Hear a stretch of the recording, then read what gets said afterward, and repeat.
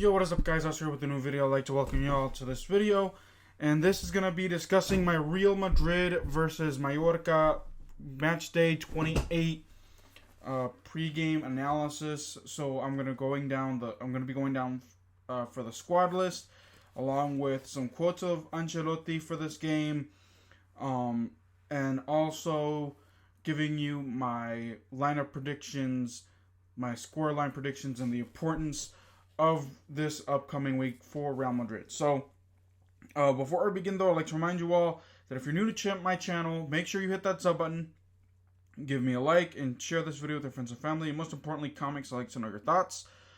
Let's go ahead then, and let's get started. So, Real Madrid, after their thrilling comeback win in the Champions League, get set to take on Mallorca, and they will be playing tomorrow at 9 p.m. Central European time, or 4 p.m. Eastern Standard Time if you live here in the U.S., or in Virginia in my case. So, here's the squad available. Thibaut Courtois, Andre Lunin, and Luis Lopez. Defenders: Carvajal, Militao, Alaba, Vallejo, Nacho, Marcelo, and Ferland Mendy. Midfielders: Kroos, Modric, Casemiro, Valverde, Lucas Vázquez, Dani Ceballos, Isco, and Camavinga. Forwards: number 7, Benzema, Asensio, Jovic, Bale, Vinicius Jr., Rodrigo, and Mariano. Full squad list. Let's do the lineups real fast. So, what I'm hearing is that Militao has a yellow card. Militao, Ferland Mendy, and I forgot what other player. I know it's not Casemiro, but I know there's a third player that has, if they get a third or a fifth straight yellow card, they could be suspended for a Clásico.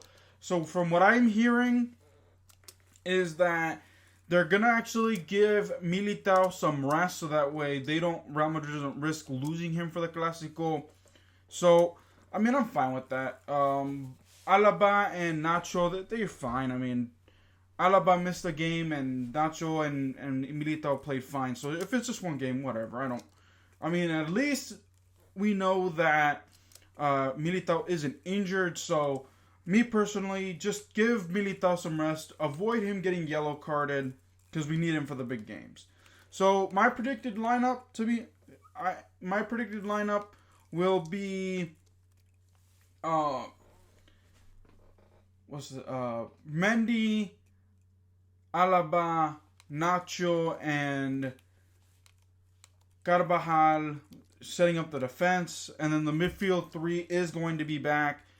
I'm going to give it Casemiro, Modric, and Kroos, even though Kroos really didn't look too good when he came back off of injury, but he says that they're saying that he's fully healthy now. So to be honest, I'm not surprised. I would not be surprised Ancelotti not giving him some rest, even though he should. So I'm gonna give Kroos the midfield start, and then the forwards up front, we're gonna see Vini, Benzema, and my prediction is Asensio.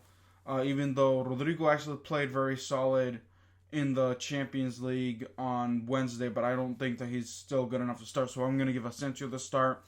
So, let's look at some of the quotes here regarding Ancelotti. He said, "We have all the ingredients to put on a good display, knowing Mallorca are going to give their all," added the coach. Okay. Let me see here. And that was basically the main topic here. Let me see. Okay. He obviously said that we have got a full squad.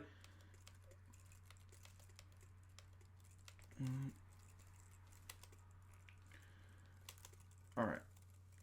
Karim, Luka, Kroos, Courtois, Marcelo.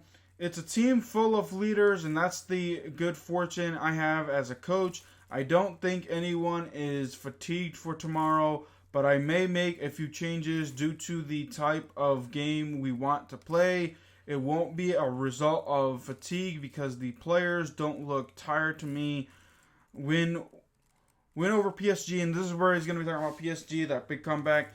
It meant a lot, but more than from a sporting perspective, it was the emotional side. From the point of view, it was beautiful to see and very important for us. The team gave the fans something to get behind. For the fans did just that. We know we have an amazing atmosphere at the Bernabeu that will be there to help us in big games. I was thrilled to see the atmosphere among all the Madridistas at the game. There's no euphoria here at the club. We're still in the Champions League, and tomorrow we have another game in a different competition, and we're focused on that. This is a team used to booking forwards that comes with club's history. We won a game, but it's only the Champions League round of 16. When you lose, you feel awful. It's not just a mental thing, but a physical too. As the PSG players were very deflated after the game, but that's football. Disappointment can have the same impact as joy. And then we're going to talk... Oh, nope. Let me see if I can get the...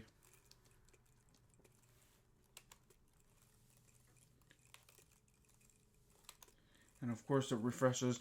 So obviously we got a full squad. Like he stated there, I assume that they're going to be making changes, especially if there's 3 guys on Real Madrid right now that are in danger of getting suspended, especially in the most important game ahead of El Clásico. Barcelona still have to qualify to the next round of the Europa League, so we'll have to wait and see what they do here. I honestly think that Real Madrid smashed Mallorca 6-1.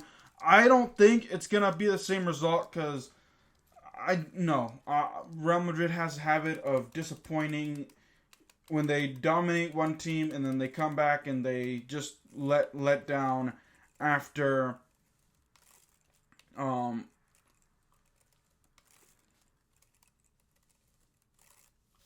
they have a habit of not dominating again. But let's talk about more of these comments here.